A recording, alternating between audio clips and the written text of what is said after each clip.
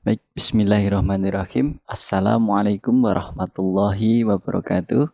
Selamat pagi anak-anak semuanya.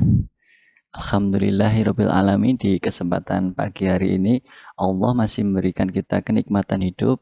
Allah masih memberikan kita segala bentuk nikmat yang patut kita syukuri, di mana Allah memberikan kita nikmat untuk menikmati kehidupan di pagi hari ini, kemudian nikmat sehat, kemudian ada yang paling penting adalah nikmat iman. Sehingga dari pagi harapannya kegiatan-kegiatan yang kita lakukan adalah kegiatan-kegiatan yang mengarahkan kita di mana kita nantinya untuk mendekatkan diri kepada Allah dan meraih jannahnya, seperti itu.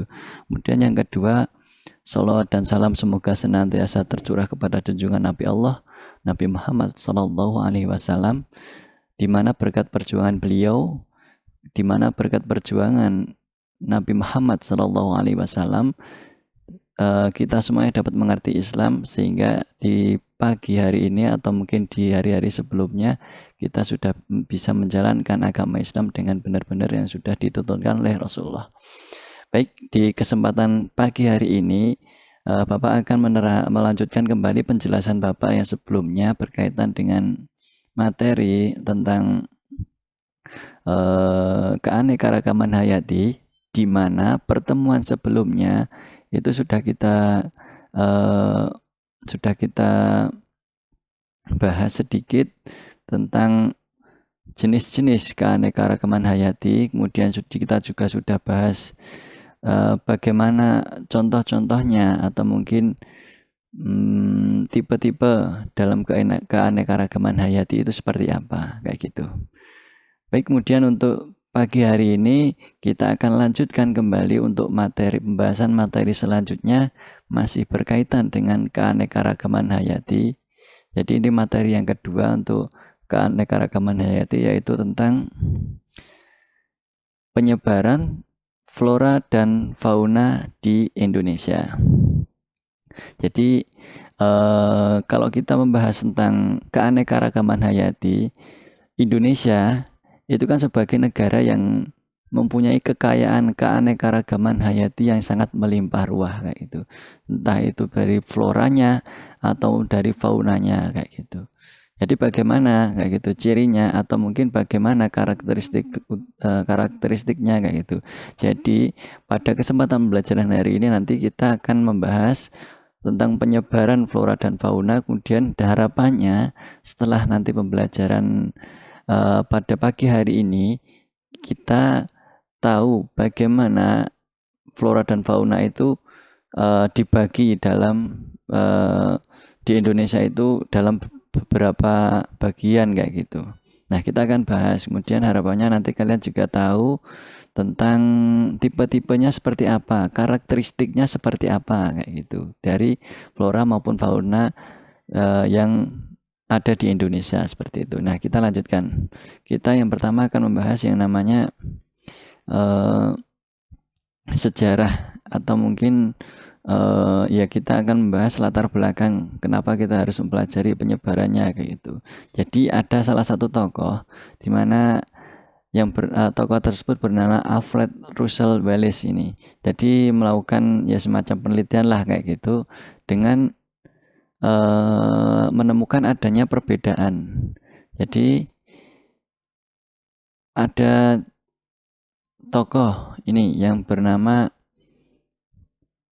Wallace ini, Alfred Russel Wallace.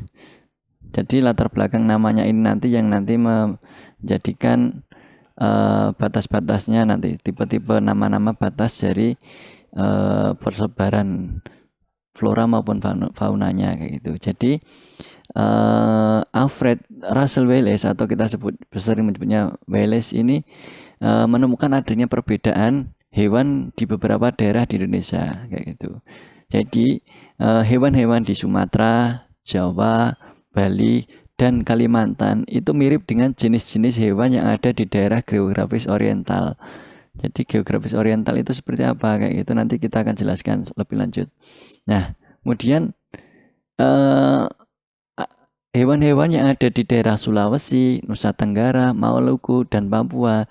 Nah, nanti ini mirip jenis-jenis yang di daerah geografis Australian. Jadi oriental itu lebih ke arah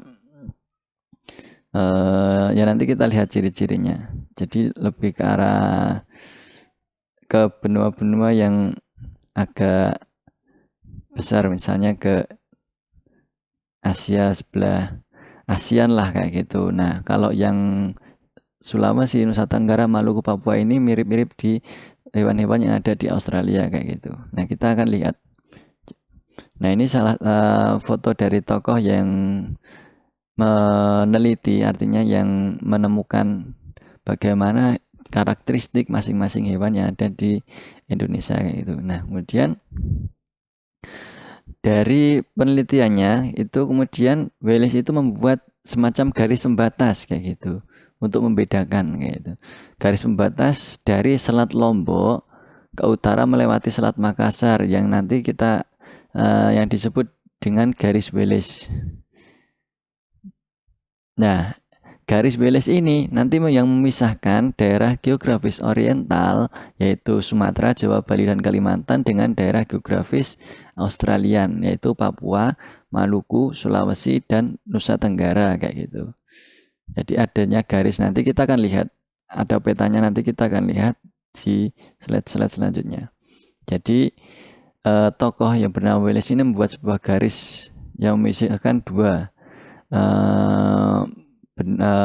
geografis dari Indonesia ini yang memisahkan dalam geografis oriental dan geografis australis kayak gitu.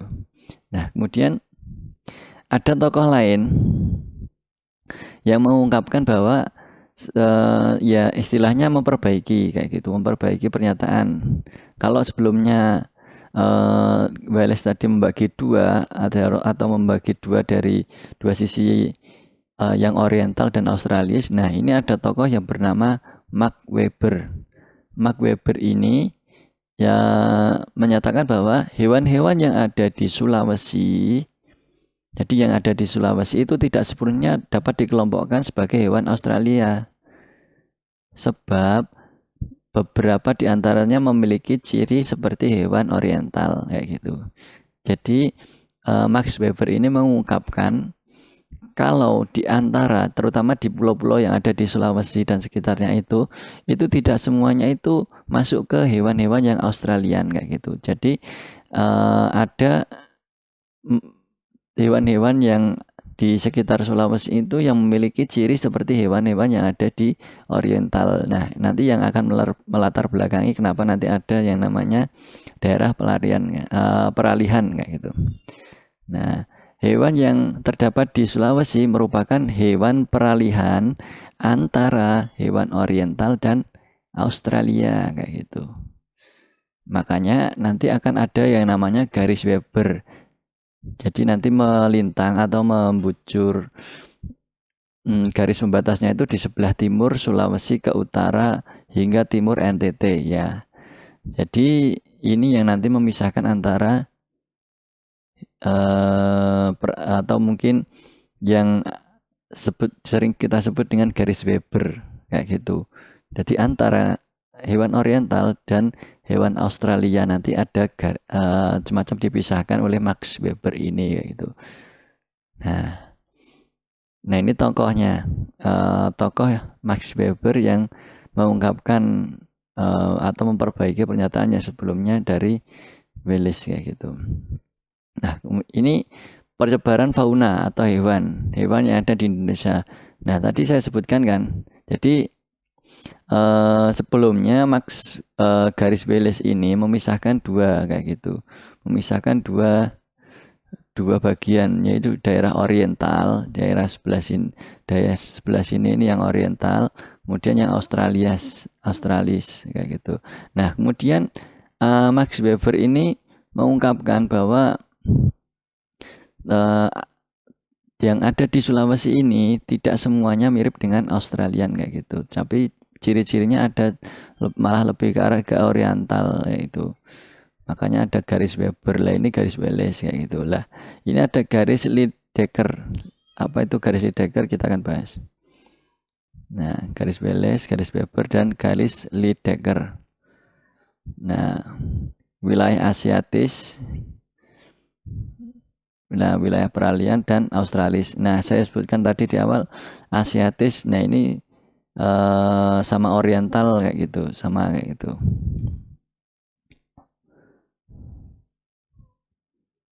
Nah, tadi kita sebutkan persebaran fauna di Indonesia tadi ada berapa gitu? Ada 3 kelompok wilayah fauna. Yang pertama fauna asiatis atau oriental, kemudian ada fauna peralihan, dan fauna australis kayak gitu.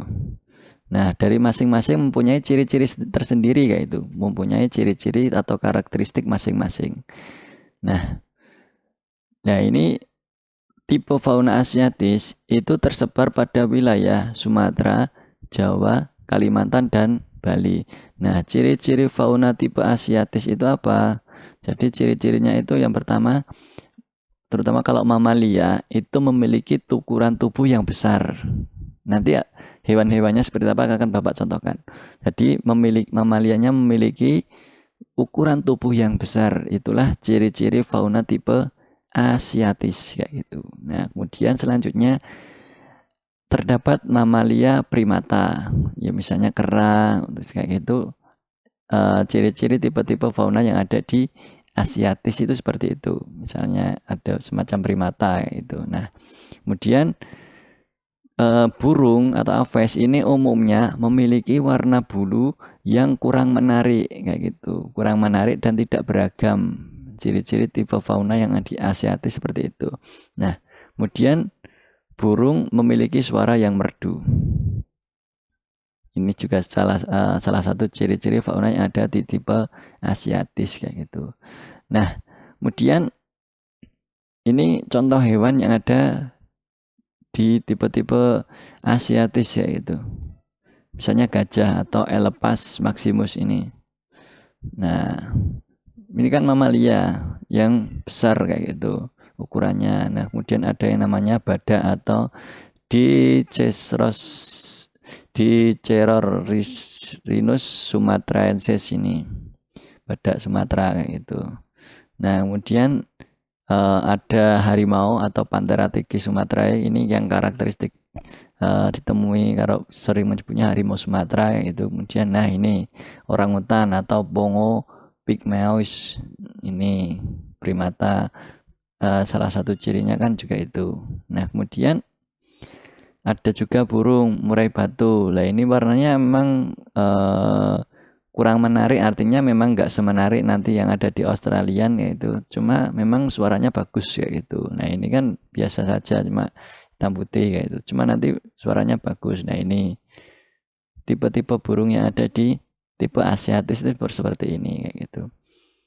Ini nanti biasanya suaranya merdu-merdu kalau yang di tipe-tipe asiatis kayak gitu. Nah, kemudian kita lanjutkan di fauna tipe australis. Nah, tadi Bapak sebutkan di awal, menurut garis Lydekker, ini juga tokoh ya Lydekker ini. Jadi fauna australis tersebar di pulau Papua dan pulau-pulau kecil yang ada di sekitarnya kayak gitu. Nah, kemudian untuk ciri-ciri dari fauna tipe australis ini yaitu memiliki mamalianya itu memiliki ukuran tubuh yang relatif kecil kayak gitu. Jadi memang ukuran tubuh yang ada di tipe fauna australis ini memang memiliki ukuran tubuh yang relatif kecil kayak gitu. Kemudian terdapat ciri yang lainnya adalah terdapat mamalia berkantong kayak gitu.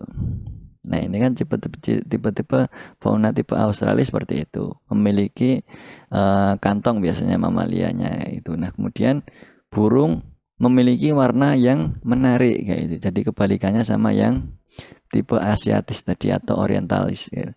Oriental kayak gitu. Nah, ini burung memiliki warna yang menarik kayak gitu.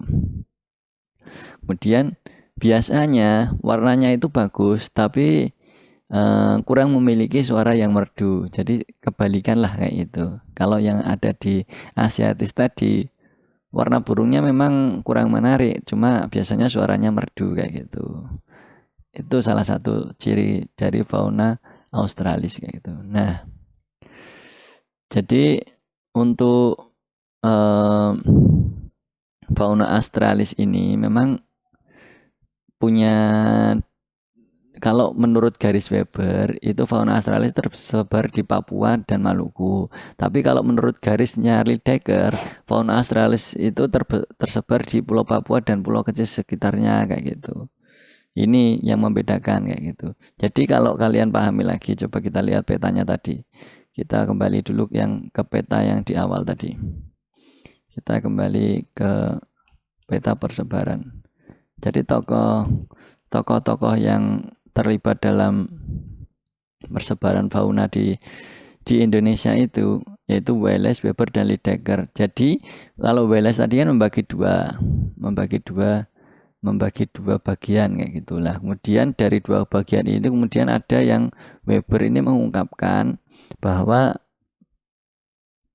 ada sebagian hewan yang ada di Maluku dan Sulawesi dan lain sebagainya ini termasuk bisa dicirikan sebagai daerah-daerah wilayah fauna asiatis yaitu. Nah, kemudian ada tokoh yang Lydekker ini mengungkapkan, jadi pembagiannya memang berbeda dengan Wallace gitu. Jadi kalau yang Maluku dan sekitarnya menurut Lydekker ini masuk ke yang asiatis. Jadi kalau Australis cuma daerah Papua dan pulau-pulau kecil sekitarnya seperti ini. Ini yang membedakan kayak gitu. Jadi kalau kalian diperlihatkan peta seperti ini, kalian bisa paham ya. Garis Wallace itu memisahkan. Nah, Sulawesi ikut yang Australis. Kalau Lydekker, ini Sulawesi Maluku itu masuk ke yang Asiatis. Nah, yang Weber ini mengungkapkan kalau Sulawesi dan Maluku dan sekitarnya ini merupakan daerah-daerah peralihan kayak gitu. Atau wilayah peralihan. Ya gitu. Saya kira mudah dipahami ya untuk yang persebaran fauna yang ada di Indonesia. Tadi juga sudah kita bahas untuk tipe-tipe fauna yang ada di Asiatis atau tipe oriental, kemudian Australis juga sudah kita bahas ciri-cirinya. Nah ini contohnya. Contoh hewan-hewan fauna yang ada di tipe Australis kayak gitu. Nah tipe Australis ada wallaby kayak gitu. Ya semacam kangguruan kayak gitulah. Makanya cirinya hewan berkantong kan. Ada yang namanya tuban atau parameles nasuta kayak gitu. Nah, kemudian kalau burung-burungnya memang warna-warnanya bagus kayak gitu. Tapi biasanya nah ini burung-burung tipe Australis itu misalnya cendrawasih kuning putih, kuning kecil ding. Karena ini Paradisaea minor kayak itulah ini. Burung-burungnya bagus kayak itu. Warna-warnanya kayak gitu. Nah, kemudian ada juga hewan yang namanya ini kanguru pohon Nemena atau Dendrolagus ursinus kayak gitu. Kemudian ada juga ini Astrapia ekor pita, Astrapia mayeri. Ini kan bagus bentuk-bentuknya kayak gitu. Nah, ini ciri fauna tipe Australis. Kemudian ini masih burung-burung yang tipe Australis kayak gitu. Warna-warnanya memang bagus kayak gitu. Nah, kemudian kita bahas untuk fauna yang tipe peralihan. Jadi untuk fauna tipe peralihan itu tersebar di Pulau Sulawesi, Nusa Tenggara, Lombok, dan pulau-pulau kecil yang ada di sekitarnya kayak gitu. Nah, bagaimana ciri-ciri fauna tipe peralihan itu? Jadi terdapat mamalia bertubuh besar dan juga kecil kayak gitu. Jadi kalau di Asiatis mayoritas bertubuh besar, kalau di Australis kecil, kalau di peralihan ini juga terdapat dua-duanya, bertubuh besar dan biasanya bertubuh kecil kayak gitu. Nah, percampuran beberapa jenis burung Asia dan Australia, itulah ciri fauna tipe peralihan. Kemudian terdapat fauna purba endemik. Nah, ini salah satu hewan endemik yang ada di Indonesia adalah komodo yang ada di Pulau Komodo itu. Nah, cirinya ini ada fauna purba endemik ini. Nah kemudian ini contoh-contoh hewannya kayak gitu. Anoa atau Bubalus depressicornis ini. Nah, kemudian ada Tarsius, hewan-hewan seperti ini. Nah, kemudian ada juga yang namanya babirusa kayak gitu. Kemudian untuk burung-burungnya ada namanya maleo kayak gitu. Ya, ini juga ada primata juga atau Keraniagra ini kayak gitu di tipe peralihan ini gitu. Nah, kemudian ini yang saya sebutkan ada fauna yang endemik yaitu ada komodo atau Varanus komodoensis. Ya ini contoh-contoh fauna yang ada di Indonesia atau di daerah peralihan. Jadi intinya apa? Jadi untuk fauna itu tadi dibagi menjadi 3 wilayah, yaitu di wilayah Asiatis atau Oriental, kemudian Australis, dan tipe peralihan dengan ciri-ciri fauna yang sudah Bapak jelaskan di awal. Nah, kita lanjutkan untuk pembahasan selanjutnya, yaitu penyebaran flora yang ada di Indonesia atau tumbuhannya ada di Indonesia. Jadi kalau flora yang ada di Indonesia itu termasuk flora Malaysiana, ya gitu. Nah, flora Malaysiana ini meliputi wilayah Malaysiana, yaitu wilayah Malaysiana diantaranya Sumatera, Kalimantan, dan Filipina kayak gitu. Nah, kemudian Indonesia sendiri terbagi menjadi 3 kelompok wilayah flora, yaitu yang pertama dataran Sunda, kemudian ada yang kedua dataran Sahul, dan kemudian ada yang ketiga dataran peralihan atau Walase kayak gitu. Jadi ada dataran Sunda, kemudian ada dataran Sahul, kemudian ada yang namanya daerah peralihan atau Walase. Ini untuk pembagian kelompok wilayah flora yang ada di Indonesia. Nah, kemudian ini untuk peta persebarannya. Jadi daerah Sunda itu daerah yang meliputi daerah sini. Nah, ini kemudian untuk daerah Walase ini seperti daerah peralihan. Nah, ini daerah Saul yang di sebelah sini. Ini secara persebaran tumbuhan yang ada di Indonesia kayak gitu. Nah, bagaimana ciri-cirinya kayak gitu? Kita akan bahas lagi. Bagaimana ciri-ciri dari masing-masing persebaran flora yang di setiap wilayah di persebaran flora di Indonesia ini. Nah, flora dataran Sunda atau kalau kita sering menyebutnya dengan dataran sebelah barat kayak gitu. Jadi yang tersebar di daerah Sumatera, Jawa, Kalimantan, Bali, dan pulau kecil di sekitarnya kayak gitu. Nah, itu memiliki atau flora yang tumbuh di daerah ini di antara lain tumbuhan dengan famili Dipterocarpaceae kayak gitu. Jadi contohnya adalah pohon kering yang berkayu, yang kayunya itu sering digunakan untuk bahan bangunan. Kemudian ada juga dari tumbuhan famili Nepenthaceae atau contohnya itu tumbuhan pemangsa serangga. Biasanya kalau contohnya kayak gitu adalah kantong semar yang mirip-mirip seperti itulah kayak gitu. Ini yang menandakan dataran Sunda kayak itu, tumbuhan dataran Sunda. Nah, kemudian ini contohnya seperti ini. Dipterocarpaceae ini family. Nah, kemudian ini yang pohon-pohon yang memang ada di dataran Sunda gitu. Terdapat di Sumatera, Jawa, dan Kalimantan. Biasanya dicirikan dengan tumbuh-tumbuhan yang memang besar kayak gitu.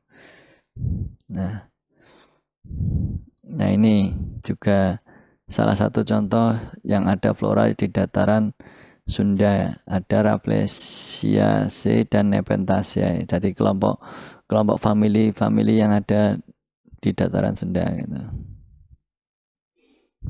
Nah, kemudian ini ada kantong semar ini Nepenthes gymnapora kayak gitu. Terdapat di daerah Sumatera dan Kalimantan. Nah, ini untuk yang Rafflesia ini terdapat di daerah Sumatera gitu. Nah, kemudian kita bahas tentang flora yang ada di dataran Sahul kayak gitu. Jadi nanti di dataran Sahul itu tersebar di Pulau Papua dan pulau kecil yang ada di sekitarnya, yaitu persebarannya. Kemudian yang selanjutnya flora yang tumbuh di daerah ini antara lain adalah sagu dan tumbuhan dari famili Myristicaceae kayak itu. Jadi misalnya adalah tumbuhan pala kayak gitu. Ini contohnya seperti ini, tumbuhan pala atau mungkin tumbuhan sagu kayak gitu. Jadi memang ciri dari flora dataran Sahul itu memang seperti itu. Nah, biasanya berasal dari Papua. Nah, kemudian ini contohnya juga ada juga dari Matoa kayak itu, dataran Sahul. Kemudian buah merah atau Pandanus conoideus kayak gitu. Nah, kemudian kita bahas selanjutnya yaitu flora daerah peralihan, yaitu tersebar di daerah Sulawesi dan Nusa Tenggara. Nah, ini ciri-ciri biasanya tumbuhannya seperti ini. Ini salah satu contoh tumbuhan, yaitu tumbuhan leda. Ini berasal dari Sulawesi. Kemudian ada juga tumbuhan eboni. Ini juga berasal dari Sulawesi. Ada juga cendana. Ini berasal dari NTT kayak gitu. Nah, kita sudah tahu untuk persebaran flora dan fauna yang ada di Indonesia kayak gitu. Nah, tentunya dari semua kita sudah tahu itu kan tentu ada manfaat-manfaat yang ada di flora, entah flora maupun faunanya itu juga bermanfaat untuk kehidupan kita kayak gitu. Entah dari segi kita gunakan sebagai untuk yang masih ada nilai-nilai yang tersembunyi atau mungkin masih ada nilai-nilai yang akan bermanfaat untuk kita kayak itu. Jadi manfaat keanekaragaman hayati di Indonesia itu ada yang namanya sumber pangan, tentunya kayak gitu. Banyak yang digunakan untuk bahan-bahan makanan kayak gitu, misalnya sagu dan lain-lain. Nah, kemudian ada juga sumber obat. Nah, berapa banyak kayak itu jenis-jenis terutama fauna atau mungkin flora yang ada di Indonesia digunakan sebagai obat-obatan kayak gitu. Kalau dari fauna sendiri atau tumbuhan atau flora atau tumbuhan kan banyak kayak gitu. Jenis-jenis yang bisa digunakan untuk obat-obat, misalnya dari tumbuhan-tumbuhan rimpang kayak gitu kan banyak gitu. Jahe, kemudian kunyit dan lain-lain bisa digunakan sebagai obat-obat herbal atau mungkin sebagai obat-obatan. Nah, kemudian sebagai bahan kosmetik atau sumber kosmetik juga bisa. Kemudian sumber sandang itu misalnya ada yang namanya, kalau hewan ada ulat sutra, kemudian ada domba yang digunakan sebagai pakaian kita itu, kemudian kapas kayak itu. Nah, ini bisa itu. Nah, kemudian sumber papan ini apa kayak gitu, misalnya tumbuhan-tumbuhan yang besar yang ada di daerah wilayah yang punya tumbuhan-tumbuhan karakteristik yang besar tadi, misalnya pohon jati, kemudian ada yang pohon meranti, kemudian ada pohon misalnya pohon sengon dan lain-lain, itu kan banyak bisa digunakan sebagai sumber papan gitu untuk ya tempat tinggal lah kayak gitu. Nah, kemudian ada juga yang sebagai sumber budaya. Nah, ini ada beberapa manfaat dari keanekaragaman hayati di Indonesia. Nah, tentunya dari semua manfaat ini tentu ada beberapa nilai-nilai yang ada di terkandung dalam keanekaragaman hayati di Indonesia. Nah, kalau keanekaragaman hayati yang dapat menghasilkan suatu produk yang bermanfaat, itu artinya dan bermanfaat untuk hidup manusia dan menjaga kesehatan kehidupan di manusia, itu namanya memiliki nilai biologis. Nah, kemudian kalau keanekaragaman hayati nanti menimbulkan atau mungkin membuat unsur keindahan, nanti ada nilai yang namanya nilai estetika. Kalau kemudian ada keanekaragaman hayati yang membuat kita mendekatkan diri kepada Tuhan Yang Maha Esa atau Allah Subhanahu wa taala, itu memiliki nilai religius kayak itu. Nah, kemudian ada juga keanekaragaman hayati di Indonesia ini yang bisa dijadikan yang bernilai ekonomi juga kayak gitu. Kemudian juga bernilai budaya. Biasanya juga di beberapa daerah itu masih menggunakan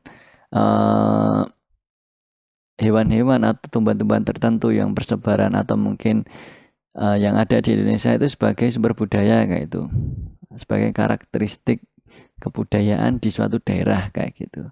makanya memiliki sumber budaya atau memiliki nilai budaya kayak gitu. Makanya saya katakan kembali, tujuan tentunya kita mempelajari keanekaragaman hayati di Indonesia ini juga punya tujuan kayak gitu.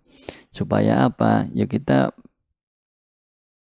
berharap kita bisa menjaga berbagai banyaknya keanekaragaman hayati di Indonesia ini dengan baik. Supaya apa? Nanti kita bisa keanekaragaman itu juga memiliki nilai pendidikan kayak gitu yang bisa kita pelajari, entah kalau misalnya nanti suatu ketika kayak gitu adik-adik kita atau mungkin anak-anak kita semuanya yang nanti bisa kita bisa melihat apa yang ada di Indonesia kayak gitu, yang begitu beragam ini kayak itu. Ya saya kira itu untuk pembelajaran hari ini tentang persebaran flora dan fauna yang di Indonesia. Apabila ada yang mau ditanyakan, silahkan nanti segera chat atau mungkin komunikasi dengan Bapak, ada yang mau ditanyakan.